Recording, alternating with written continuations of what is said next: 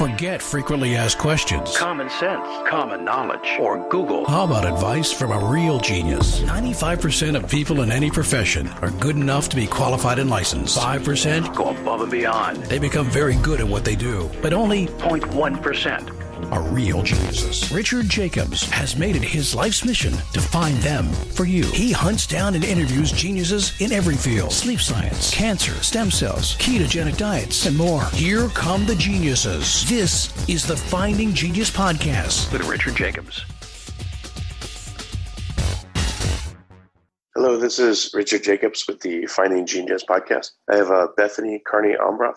She's an associate professor and a researcher at the University of Gothenburg in Sweden. We're going to talk about ecotoxicology and zoophysiology. We're going to talk about microplastics and her role in understanding how they affect different organisms and environments, etc. So, Bethanie, thanks for coming. Yeah, thanks for having me. Yeah, now when I look at someone drinking out of a water bottle, or I'm thinking about the plastics and where they're going and what's happening to them. But how did you first become aware of microplastics and what got you interested?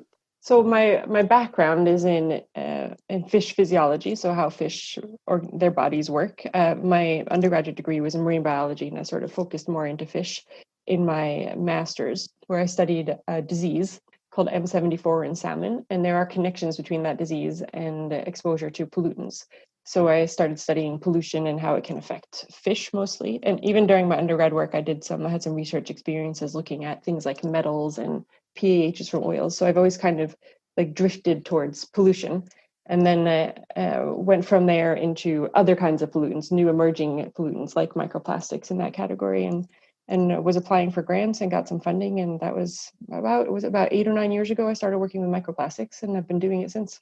So, within the world of microplastics, what is your research about? Are you still focusing on how certain fish are affected, or what's the niche that you're looking at?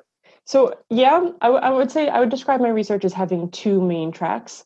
One of them is definitely fish, and I'm looking at what happens to a fish when it's exposed to microplastics and the chemicals that might be in those materials, if it's affecting their gut physiology, if they're eating the plastics, or if it's affecting their detoxification systems, if we can see changes in their livers and their blood parameters, trying to look at how the particles or the chemicals inherent to them might be affecting the health of the fish.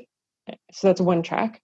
And on the other hand, I'm looking at release of plastics into the environment, where they're coming from, where they're going, a little bit how they're moving through food chains. And on that leg, when I'm standing over there, I've started working more with other kinds of researchers, interdisciplinary and transdisciplinary work, so people with other fields of expertise, and not natural scientists, social scientists, people working with political questions, people working with economic systems, and trying to find how we can work with plastic problems. So it's sort of two paths. One of them is really nerdy natural science, and the other one is much more social and broader. And in those circles, I'm the oddball out. I'm the natural scientist in a group of a lot of other people with different kinds of expertise. So I guess talking about the what you call the nerdy path first, what is it in particular that you're studying about microplastics? So I know that you've talked about microplastics a bit before on your show, and people, your listeners, maybe you're starting to understand that it's not one thing. We use the word plastic as a sort of general catch-all term, but plastic is not one thing. Plastic is many things. The market is dominated by a number of polymers that people might recognize, like polystyrene, polypropylene, polyethylene, polyvinyl chloride, or these little triangle symbols that we see. And these are also reflected in what we find in the environment. And then textiles, clothing, a lot of those are made out of synthetic materials. So we have a diversity of different materials that we're working with, different kinds of polymers. And on top of that, there's a lot of chemicals. So I think a new report came out earlier this year looking out of a research group in China, looking at the chemicals that we have registered for production and sale on the global market. And that number was 350,000. So there's a lot of chemicals out there. I did a study together with some colleagues of mine looking at what kinds of chemicals we might probably find in plastic packaging materials based on available information. And it could confirm that there's probably about 1,000. And a number of those are evidently toxic based on available toxicity data through different groups that are publishing this kind of work, and through different governmental platforms that are collecting this data, like leach in Europe or the EPA in the United States. Well, So we know that why there's are a there lot of so chemicals. many? Why is that? Is that because it's funny when I think a lot of people think this. If a plastic bottle is made of a certain polymer, you just assume that it's only made of that and nothing else. Is it during the Yeah. manufacturing process that there's a lot of additive and plasticizers and things like that that make up these thousands of chemicals, or is it that the process of polymerization and making of certain plastics just makes tons of byproducts? They stay in the So plastic. I would say both. The additives, we have a better idea of what they are because obviously people are adding them. And these are the things like pigments, UV stabilizers, plasticizers, these softeners, flame retardants, and so on. So there's a list of chemicals there, and those we have a pretty good idea of what they are. And when I say we, I mean we as a society. Me as a scientist, or definitely the individual consumer, don't know what they are because that information is not really made available to us. But the producers know what they're putting into their products, right? But also during the polymer production, there are, as you said, byproducts that might be forming, or maybe some degradation products. And those non-intentionally added substances are something that we don't have as a good idea of what they might be. So that's a little bit more of a black box there. Some of them we're aware of, and others maybe not. And I want to say this too. Like, I like to talk about chemicals. I think they're interesting, and there's a lot of work to be done there. And when I use that word, I'm talking about synthetic materials, so things that we are producing. People will argue, oh, apples and strawberries are made out of chemicals. And yeah, that's fair enough. But I'm talking about synthetic chemicals. And some of those maybe will degrade, and the ones that are persistent are the ones that we're going to be finding in the environment. So in what context are you studying these, the extra chemicals or the chemicals that are inside various plastics? Is it like I guess how they interact with the environment is what I would say. So under what conditions how do we do the this? extra chemicals? Okay, so in a plastic bottle or some piece of plastic, under what conditions do these extra chemicals, or like, let's say the most toxic ones, leach out and cause a problem? Are they pretty well contained within the material, or once you get to the microplastic stage, have a lot of the additives or extras already come out of it, or are they still contained within the plastic? I think so. I think there have been some studies done on this, looking at like leaching rates of plastics. And obviously, as the particles get smaller and smaller, the surface area to volume is increasing. So there'll be a greater leaching rate. But most of the microplastics you might find in the environment have likely come into equilibrium with the surrounding water or soil. So additives that might have been in there to begin with will likely have leached out, while other chemicals that are in the environment will bind to the plastics. So what we have in a microplastic in the environment does not necessarily look like what you'll have in a consumer product. They can be very different, actually. Oh, yeah. What does that look like? If you take, let's say, a plastic bottle and you cut it up into small pieces and then test it, how different will it be from, a fragmented plastic bottle that's in millions of pieces and has been out in the environment for a bit of time? Do the leaching rates seem to deplete the bad stuff quick, or is it can linger on for many years? I think a plastic water bottle doesn't contain that many additives because it's a food contact material and they're more highly regulated than other types of plastics, first off. But yeah, I think when you get to the microplastic stage, the chemical profile will be quite different than the product itself. And that can take weeks to months. I think in some cases, maybe a bit longer, but I think the process is fairly rapid. And again, these processes are all regulated by temperature, by salinity, pH, by microbes on the surface of the plastic. So there are a lot of different factors that are regulating how the chemicals are moving. And that's one thing that a lot of us working with microplastics have been interested in, like how do the chemicals leach out and what binds on, and then what happens to the chemicals once the organism comes into contact with this microplastic. So there are a few groups collecting microplastics from the field, and I'm not an analytical chemist myself, so I don't do this kind of work, but they'll take the plastics from the field or even place out plastics so they know exactly how long they've been out there, bring them back in and do extractions and then measure the chemical profile. And when you're doing these sorts of analyses, you can use a targeted analysis where you know what you're looking for, or sort of go broader in a non-targeted analysis and look for more what you might find out there. But a lot of what people are finding in them are these persistent chemicals that have been around for a long time that degrade slowly. So it's things like dioxins and PAHs, some of the pesticides, some metals can also bind to plastics. And this is the sort of chemicals that we also know can be toxic. that can have negative health impacts. So these are the kinds of chemicals you find on the Stockholm Convention, things that have been banned for use through global initiatives, but that are still in the environment. Well, okay, so again, as a lay person, I just think of like plastic bottles. So, what are some of the plastic items that are really prevalent in the environment, and what are they? Which are the real bad ones that you've tested or seen? So, if we talk about what we're finding in the environment, we can look at this in different ways. One way to look at it is maybe what you're finding in beach surveys, and throughout Europe, there are different campaigns to do monitoring on beaches to try to identify what kinds of products are there. And over the years, that has shifted more and more towards plastic. In the past, it's been maybe wood, glass, metal, things like this. But in more recent years, it's like 80-90% plastic that we're finding on the beaches. So it's really dominating the kind of waste that we have there. And then there are registers documenting what kinds of materials they are. And what is seen there is a lot of things like single-use plastics, packaging materials, lightweight plastics.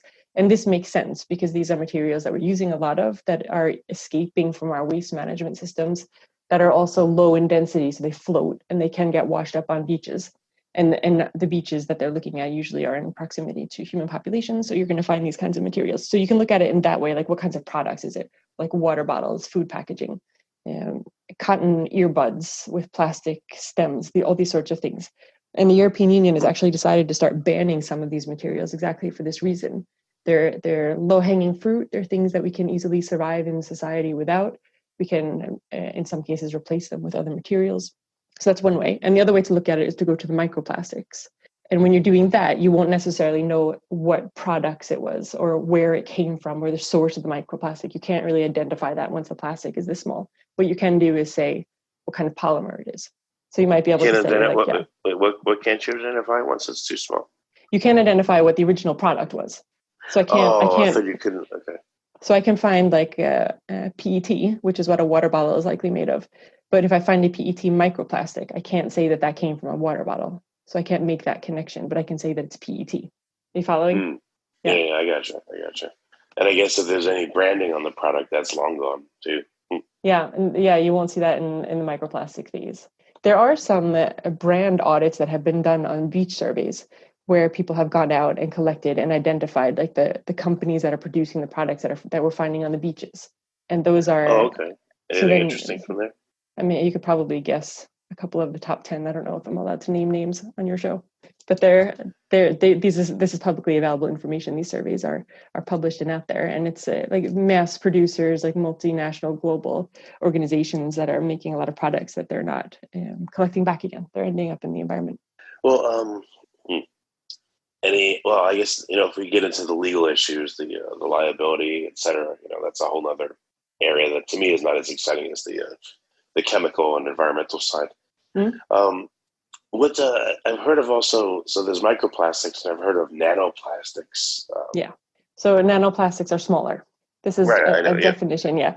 And I would like to say that the scientific community was a bit generous, I guess is a word I could use in terminology towards the beginning when they branded the word microplastics, because at that stage when we first started talking about these things, the upper size limit was set to 5 millimeters, which is not micro, it's milli, right? And that was done, I think, in part to include nurdles, which are pre-production plastics, these small little round plastics, if you've seen pictures of them. When they first started, a nurdle. So they first started turning up on beaches and in bird stomachs and in the surface waters of the ocean already in the 1960s, late 1950s, maybe even. So pretty soon after we started mass producing plastics. And in the beginning, people didn't know what they were. They called them Mermaids Tears. They're usually white in color, but they can be a lot of different pigmented colors, and they sort of age and become darker yellow or browner as they age. Are these parts of plastics like slugs that were going to be used to make products that were never used? Where they come from? Exactly. So these are coming from production plants. So you'll have some sort of extractive process, petrochemicals, where you're taking the raw materials for the plastic and producing whatever your plastic polymer is of choice, even polypropylene, polyethylene, like this. And then these are shipped to producers that will use them to make their products, and additives will be added at a later stage. So most nurdles don't contain a lot of additives, and they'll be used in a later stage to make consumer products. So this is really early on in the life cycle of a plastic material. And these are spilled at sea during storms. They're lost from containers. They're also leaking out of factories where they're maybe handled sloppily. They can blow away with the wind and be washed away with the rain. And they're found on beaches all over the world. If you like this podcast, please click the link in the description to subscribe and review us on iTunes. Yeah, but I guess they're probably some of the least harmful stuff, right? At that stage, they're likely not very dangerous. The kinds of animals that ingest these would be seabirds that maybe mistake them for eggs.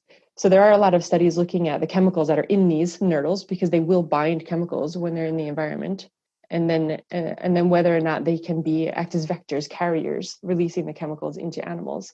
And this is something they would be a good those and maybe visible small plastic pieces, so at what point, so anything below 5 millimeters is considered a microplastic? Yes. So microplastic, the word itself can sometimes mean all the way down to nanometer. And something that's 1 nanometer is, you could discuss whether or not it was still a plastic or just a molecule, or when does a polymer, an oligomer, stop being a plastic? I'm not really sure, to be honest. But something that's in the nanometer size is very small, and it's much more relevant to a cell. So a nurdle is enormous in this discussion of what a microplastic is, while a nanoplastic is really, really small. And they can cross into cells. They can come into the actual cell of the organism. Have you or other people in the industry, cultured different size plastics to look for, I guess I call it the microbiome of the plastic? What bacteria it attracts, and they're hanging out, living off of it, or maybe feeding off of it. Yeah, there are definitely studies done on that. There are people looking at what's growing on the plastics, on the surface of the plastics in the environment, and also that are able to use plastics as a carbon source to incorporate the energy in the plastic material into a food chain. So this is something that people are starting to look at more and more. So I don't know what part. There's a lot still I could ask you. What part of all this really fascinates you, that you have some unanswered questions that you really want to figure out? Yeah. Okay. So that's a big question, because there's so many unanswered questions. We're starting to sort of understand what microplastics are doing and how they're working. I would say on the one hand. On the other hand, I would say we really don't know what they're doing and how they're working. We're still studying how they're forming and the degradation processes of plastics in the environment. So that's one track. Then when in the field of microplastics and impacts in organisms that eat them, we're still looking at how big of a role size plays, or shape. It's a lot of the early studies of microplastics were done on spheres, which were smooth and round and might have a very different interaction with an epithelial tissue than a fiber, or something that's sharper, that has different kinds of edges. So shape is another question we're looking at, whether or not what we're seeing for effects is based on the polymer material itself, or just a particle interaction, that an organism might have an inflammatory response and mount an immune response just because it's being exposed to a particle. And then there's the chemical question. Where are the chemicals coming from? Where are they going? What kinds of effects are they having? Are they released from the plastics once they get into the gut of the animal? And if so, to what extent? And are they able to impact the animals? These are all sort of unanswered questions. Fibers, I think, are really exciting. Textile fibers from synthetic clothing is something that we find essentially in every niche on the planet. They contaminate everything. And we really don't have a good idea of what they're doing. We know that they're there. We know that we can find them in almost any sample we take. We don't have a lot of studies showing the impacts of the fibers. So that's another route. And the chemicals that are in textiles is something else we can talk about. So there's still a lot of unanswered questions. And that's what's kind of fun about doing research. Like you're able to find these unanswered questions and then try to find the answers. Well, I'm kind of afraid to ask you. I guess each of these things you talk about, when I contemplate an animal eating them, or a fish, I'm like, oh God, it's not going to be good, because I just imagine that these things will never break down inside them and clog them up and cause all kinds of problems to their physiology. But let's talk about fibers. I mean, what's the average length or thickness of a fiber that would be ingested, and what happens to them? Yeah, that's another question. How long is a string? A fiber. So there are like technical definitions in the textile industry, I think, that use different terms for describing their materials than maybe we would in the ecotoxicology field. But a fiber it's a diameter versus length discussion. So a few microns across and then longer, maybe 50, 100, 200, 300 microns long. So it depends on, right? And if they're in the gut of a fish, so this is another discussion that we're having. If they're, what's the gut retention time? Can they be excreted if an animal eats them? Do they just pass through the gut and are they excreted again? And over what time period is that retention time affecting their potential to leach chemicals or not, or to have an impact on the animals? And then at what point will these plastics start to cross from the inside of the gut to the inside of the animal? So when can they cross the epithelial barrier, and how? Well, have you cut open fish that have been fished, to look at where the plastics are inside them, or Yeah, and we do this in the lab too. We can feed fish with different materials or expose them in different ways, and look for how long the plastics are in the gut and so on. But it seems like on the microplastic scale, not the nanoplastic scale, but the upper microplastic scale, that these particles are likely staying within the gut and then being excreted.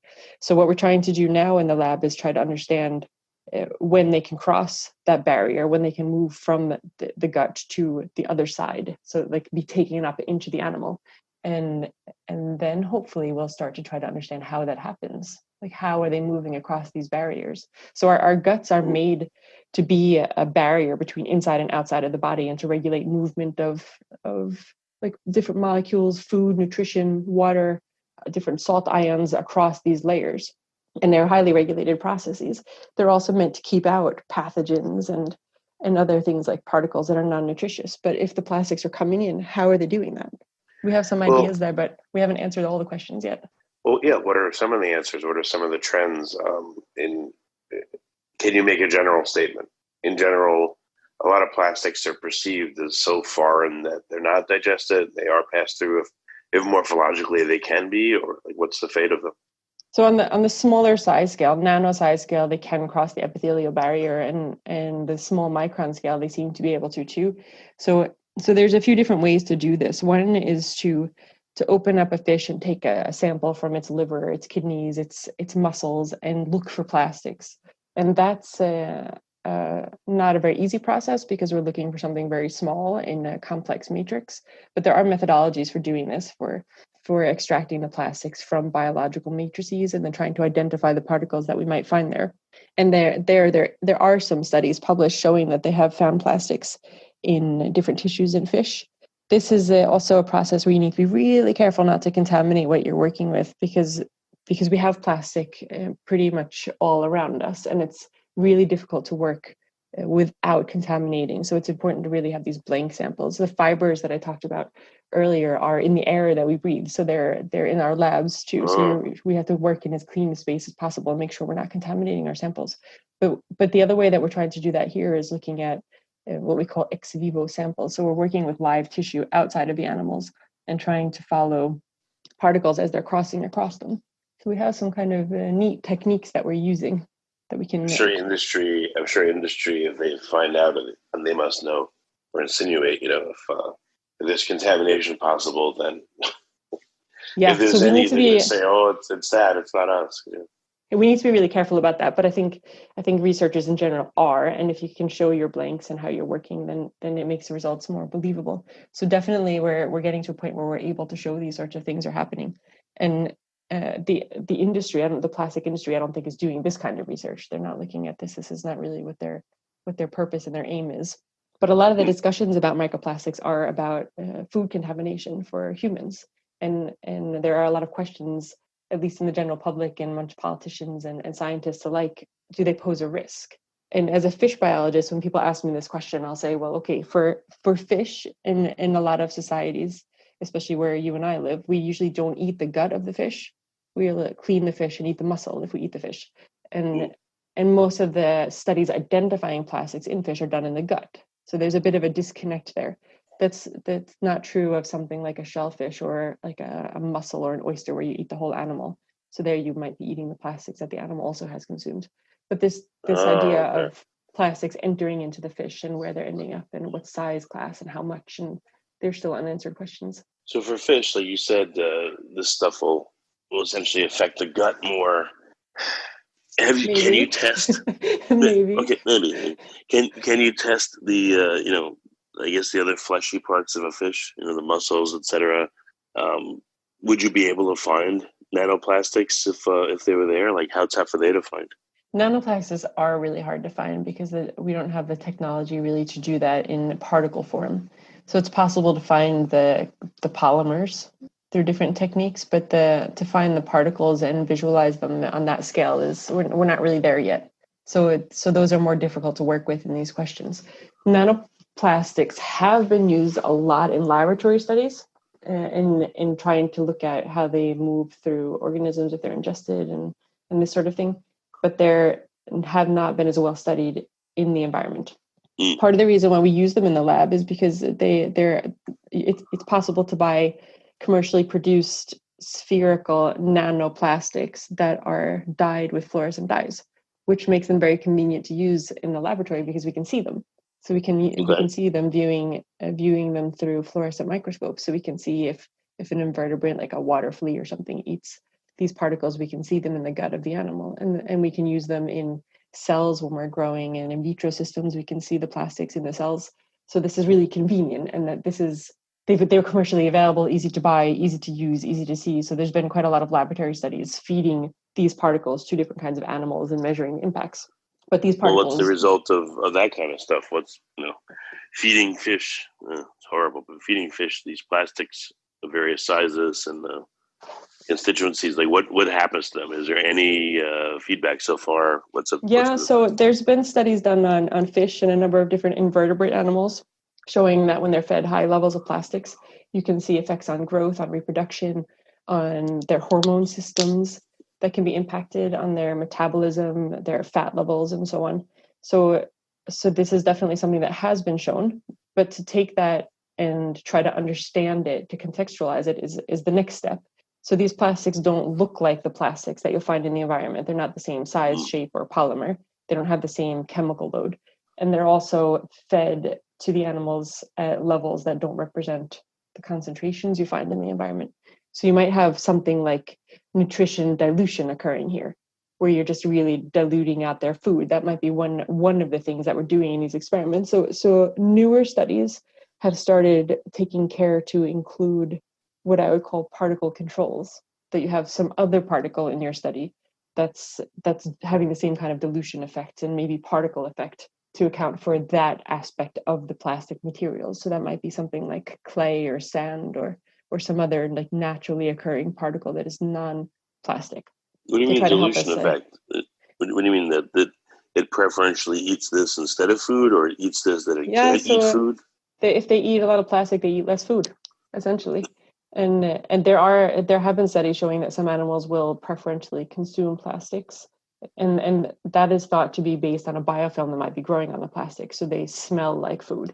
So there's this sort of interaction when an organism's eating, when it's choosing what it's going to consume. So that might be a factor there. But even if I'm designing experiments with fish, I might take food and put it into, or like load it with plastics. So some fish I might be feeding with like Artemia. It's a small brine shrimp, it's called. And I can feed those with plastics, then feed those to my fish. So then the fish is eating like food with plastic in it, and maybe they'll have this false satiation is something that people have talked about, that they're not consuming as much food based on the fact that their guts are filled with something else. So there's this aspect that you have to sort of control for in your experiments, that we're not looking at artifacts, that we're looking at true effects. Well, what jumps out at you? The persistence of plastics in fish, the degree to which it affects them, physiologically. What jumps out from this research so far? So I think we can start to say that at the concentrations of plastics that we find in the environment with the chemicals that we have on them, that plastics are probably, or microplastics are probably not a very big source of chemicals for fish in the environment. And like we've done some studies in my group on rainbow trout, which is a fish that can live in turbid environments in streams or rivers or coastal areas that have a lot of particles in the water, and they don't seem to be very affected by microplastics in their gut. And that might be because they're adapted to living in a particle-rich environment. If you were to take a fish from an environment which has water that with a lot less particles in it, maybe you might see a different effect. I don't really know that, but I'm proposing that might be something that some animals can handle a particle exposure. And the chemicals in the environment that we're finding on plastics, we also find in other particles. We find them in organic matter, we find them in microbes, in diatoms, microalgae, bacteria. They're concentrated up through the food chain. So a fish in the ocean that's eating microplastics that are contaminated with chemicals will also be exposed to chemicals through a lot of other pathways that maybe are today of more relevance. And that being said, plastic concentrations in the environment are increasing, and we might in the near future have a situation that's different, where plastics are posing a bigger threat or a greater risk to the animals. But as things look today, they're not the biggest problem. Oh, when you say that, what do you mean? What is the biggest problem? Is it that plastics are affecting the entire food chain and then they're getting bioaccumulated, or is there another substance? From a plastic perspective, I think the massive ubiquitous use of plastics in our society is problematic on a lot of different levels, and not only from microplastic perspective. So chemical exposure for humans through food packaging, through electronics, through building materials, through indoor upholsteries, all of these pathways are leading to exposure for humans and death by 1,000 paper cuts. So you can't blame all of this on the microplastics, right? And for a fish swimming in the ocean, that animal is going to be facing other threats besides microplastics, like changing water temperatures, changing pH, changes in food chains, in structures in their ecosystems, overfishing, and so on. So there's a lot of other problems that we have that we're doing a lot of damage to the environment right now. Microplastics is one of them. Chemicals in the environment is another, and we could write a grocery list. So where do you want your research to take you in the near term? Is there, what element of all this? Well, I guess you said there's two parts. There's the nerdy chemical part, and then there's the social part. So do you feel like there's a lot more proof that's needed in order for social change? Do you feel like, I guess there's a ton more science needed in order to, obviously, I guess, to figure out what's going on with all these substances? Like, where are you at mentally with all this, and what do you think is the best path forward? So yes and no. I think there are a lot of unanswered questions in understanding the risks posed by microplastics. So there, we still have a bit more work to do. But when it comes to plastics on a bigger scale, we already have more evidence of the kind of damage that plastic waste material or exposure to chemicals and plastic products is doing. So there, I think we maybe have enough information to act, and we can and also looking at extraction processes and waste production on this level. So there's definitely enough evidence to act.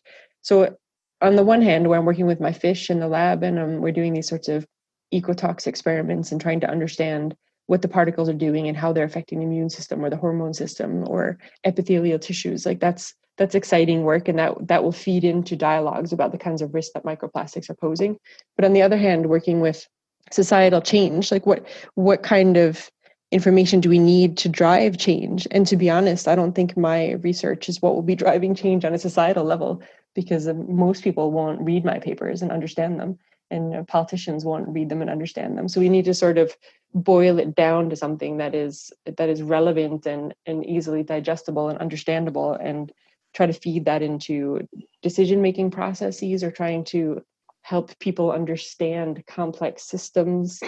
There's a lot of different ways we can start addressing these questions, and how we do this on a large scale. How do we get large masses of people, populations spread across the globe, to act in a collective manner to sort of make changes to how we live our lives, the decisions we make, what sort of products we allow on our markets, and how we handle them?